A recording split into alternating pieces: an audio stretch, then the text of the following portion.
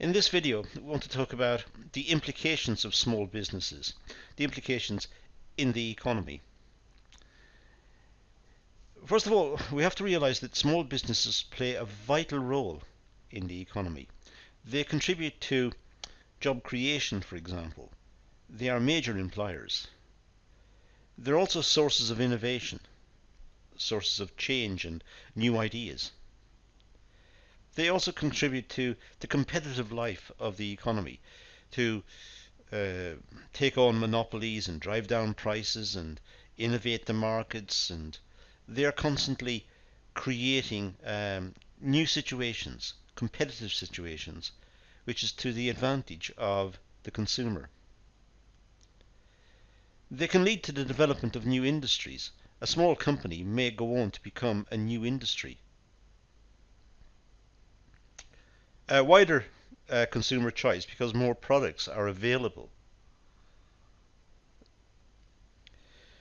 This is related to the competitive point earlier, but essentially what it's saying is that small companies can produce a variety of products, perhaps specialist products, and that can widen choice for the consumer.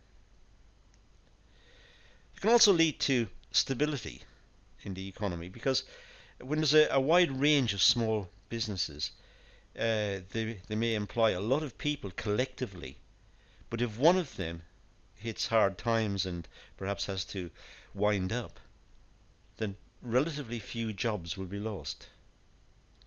Whereas with bigger companies, if a bigger company closes down, there could be many redundancies, a lot of unemployment as a consequence. So small businesses tend to be more stable. They also have a reputation for providing specialist and personal services. Barbershops, hairdressers, tailors. So many small companies provide very specialist services that the bigger companies don't find worthwhile or they're not interested in. So to that end, as consumers, we benefit from having small businesses. The following are some of the main differences between small and large businesses. First of all, culture, and I'll talk about these in the coming slides. Influence, resources, ambition. Now we're going to talk about each of these just to run over. We'll start with culture. Culture plays a different role in small and larger organizations. The culture of the business is different. In a small business, it may be the owner who is also the manager. He or she will know his or her workforce. They will know the customers, perhaps. They may know them by first name. It's much more friendly and much more personal way of working. So the culture is much more attuned to almost family life. Whereas with the large businesses, it's unlikely that the owners will even know the employees or many of the employees. In smaller organizations, culture is portrayed through the needs, desires, abilities of the owner. Well, it's clearly the case with a small business. The owner will move the company in a way that he or she deems to be appropriate. And that, of course, is a reflection of his or her own psychology. So the smaller businesses will reflect the owner's ambitions and needs and abilities and desires, whereas larger organizations tend to be much more, almost by definition, corporate. They make decisions based on what they perceive to be the requirements of their shareholders or of their various stakeholders. With smaller businesses may reflect more upon the psychology of the owner. Small business culture tends to be focused on independence, flexibility as a preference and necessity, and closer consumer and supplier relationships. So smaller businesses tend to be focused on independence. They like being independent. They like to have their own business. They like to determine how the business is working and what are the rules within the business. They like to have that freedom. They like to have flexibility as a preference and necessity. They like to have the opportunities to decide how much the product will charge, the design of the product. It's a challenge to them. They want to be involved. But also they have much closer consumer or customer and supplier relationships. They will know the suppliers of their raw materials. They'll know the suppliers of their components. They will know their customers perhaps, their outlets, and they will know them quite well. They'll have a good relationship with them. And that's fundamentally different to the bigger companies who will simply take orders and supply and invoice the business, and that's essentially the contact. With small businesses, there may be more personal contact. Large organizations tend to implement systems, control, working with a diverse group of contractors, suppliers, and customer base. So large organizations tend to be more impersonal.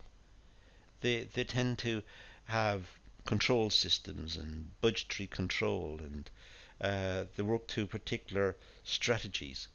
They may have a particular strategy about production or distribution, different policies, and they don't really have a lot of contact with the customer. They don't even have a lot of contact with the suppliers unless the suppliers are very important to them. So larger organizations tend to run on a radically different base to the small businesses. There is a greater need to plan for uncertainties and future planning for long-term strategies. With large businesses, there is a problem about making sure that their budgets are in place and their plans are in place and so on. For smaller businesses, they tend to have more flexibility. The owner in a small business is able to design policies and changes very quickly. Just think about them and design them, and think about how to shift the business from one position to the next. It can be done almost instantaneously. Depends on the size of the business, but it can be done very quickly. Larger organizations are much more unwieldy. There has to be meetings and discussions and planning sessions, and so it's a lot more rigid for larger organizations. It's very difficult for them to adapt to change quickly, whereas small businesses can be much more flexible and take on the changes that the market requires much more quickly.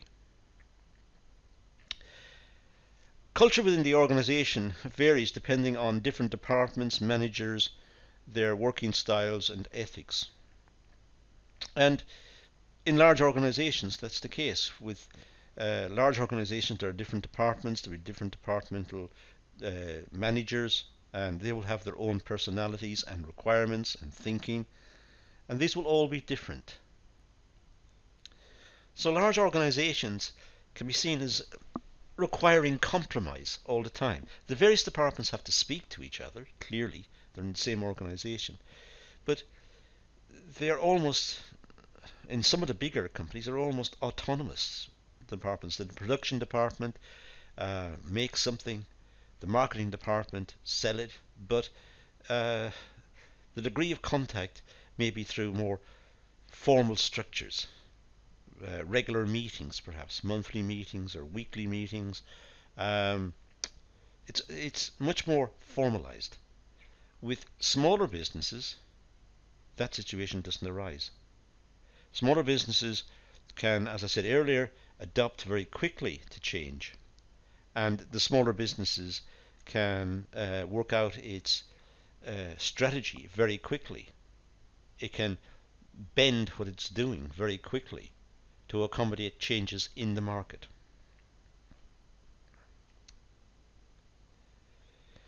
Now, influence. Well, small businesses have little influence and control over their environment and markets. Small businesses are seen as somewhat insignificant. Each one is insignificant. Of course, in total, small businesses are very important to the economy, but each one does not exercise a lot of economic clout. They don't exercise a lot of economic power.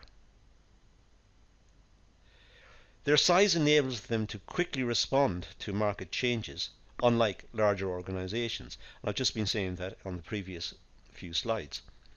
But their size is an advantage to them. They're able to adjust very quickly, but they can't really influence change or markets, or they haven't got that power. They are much more responding to change. They don't bring about the change themselves.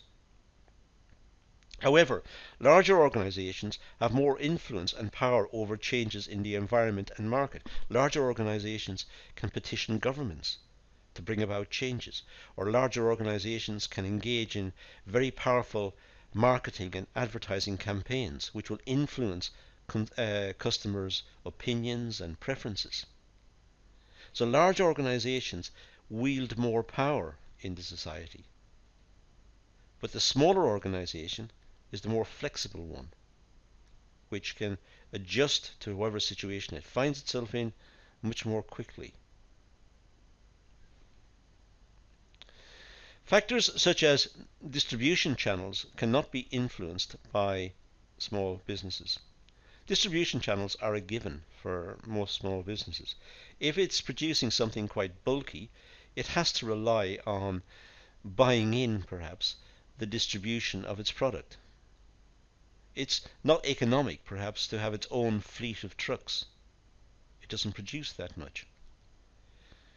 So that channel is given. So whatever the distribution channels are, the small businesses just simply tap into those and outsource the distribution to other companies. Larger organizations can have an influence on these factors. They can even establish their own terms with distributors, set up their own distribution channel through vertical integration. Vertical integration, getting closer to the customer, so they can go from production up towards towards the consumer by having their own distribution. They're getting closer to the customer or the consumer by moving from production towards the final market. We call that vertical integration. So larger organizations can have their own fleet of lorries and distribution plans and logistics manager, and so larger organizations may have that, but the smaller organizations can't influence distribution as such. Resources. Well, smaller businesses have limited resources and tend to keep expenditure to the bare essentials. Obviously, I'm generalizing here. There may be some small businesses who are very well off and who have made a big success of a particular market and will not be short of cash. But many small businesses will have to watch their expenditure. They're small businesses, they're trying to survive, they're trying to make a living, and they're trying to adjust to whatever the market needs. So they have to keep an eye on cash flow and their accounts very closely. Unlike larger organizations, small businesses struggle to secure funding, which limits their potential for growth and expansion. Banks don't often want to lend to small businesses. They're seen as risky. Maybe they're seen as risky because the owner is not just dealing with finances, he or she is dealing with marketing, with personnel, with distribution, with production, so the banks see that person as quite a generalist and therefore will not have the expertise of a specialist that the big companies can have. That could be part explanation, but banks certainly don't particularly want to lend to small businesses unless there is a compelling case. Small businesses are also disadvantaged in terms of management time and skill. Usually the owner takes on all management roles and all aspects of the business. They may not be skilled in every job or role. But this is the problem. Someone gets a good idea to make something and set up a business. It doesn't mean that the same person is good at finance or marketing or is good at uh, generally looking at all of the different managerial roles that he or she would have to play. They're not good at taking on each one of those. That person who started the business may be very good as an inventor, very good because he or she has spotted a niche in the market and is hence a very good entrepreneur. But doesn't mean that he or she is necessarily adept or skilled at finance, marketing, and all the other functions that are necessary to make the business successful. A single manager is unlikely to be proficient in all management and business functions. As I said earlier, HR, marketing, sales, finance. One person unlikely to be good at all of those. Maybe good at one of them, but not necessarily skilled in all of them. So again, there's a vulnerability for small businesses in that context. The business may not have all the latest technology, gadgets and machinery compared to larger organizations because it can't afford. So for example, larger organizations may be able to purchase computer aided manufacturing facilities, whereas the smaller company will still rely on artisans and skilled personnel working to make the same product. It's clearly the case, therefore, that the larger organization will be perhaps cheaper at producing bulk of that output.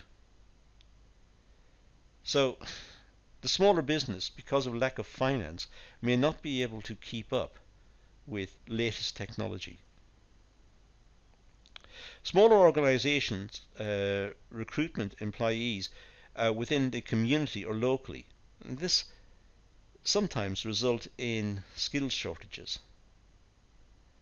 Uh, Smaller companies may be based in smaller towns or in smaller areas, in small, perhaps even in larger towns, but they're only drawing on the skilled workforce of that town. People don't want to travel large distances to work and back. So they may find that they have got skill shortages, or if someone leaves the business, it may be difficult to replace that person. And that again may be a downfall of small businesses.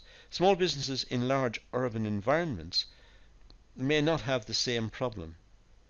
But then again, employees may prefer to work for larger organizations where there's more security and they've got a better pension rights and they've got extra facilities than working for small companies who seem to be just eking out a living, just surviving.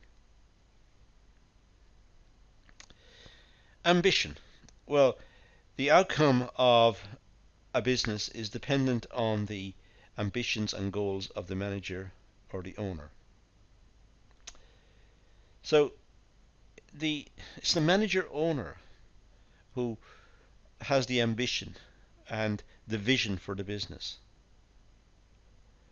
If he or she wants the business to grow, then that might be a good thing because the business is aiming to develop and perhaps employees will see more opportunities as the business expands. But some managers or owners may want the business to remain small. They want a quiet life, as it was called by one famous economist. They want an easy life. They don't want to work hard. They don't want to uh, be engaged in expansion and all the worries and problems about finding new premises and new machinery and training people. And they don't want that. They just want a nice, quiet life. So the size of small businesses, individual small businesses, may be determined by that. Larger organizations managed by professionals have a core goal or may have a core goal, I should say, to maximize financial value. Large organizations will have shareholders who want to see a return on their investment. They'll also want to see security of investment. And the various stakeholders in the business will have an interest in the performance of the business. So large organizations will be more orientated on their power within the market, their growth within the market, how they're doing vis-a-vis others, whereas small businesses may simply just move along day to day and just providing they're paying the bills and surviving, they're quite happy. So ambition is important. If the small business owner has a lot of ambition to expand the business, then we would expect to see the business moving in a different direction. Smaller organizations are driven by the owner's personal values. As I said earlier, the owner's personal values will determine the direction of the business. It overlaps significantly with what I've just been saying. The owner's personal values for growth, for survival of the business, all of these will come into play in terms of the policies that they will institute as to whether the business will get bigger, stay the same size, or even contract. So there are significant differences between small businesses and large businesses, and we can see it under these different headings that I've presented in this set of slides. That's all we're going to deal with here, however, so let's leave it at that and say thank you for watching.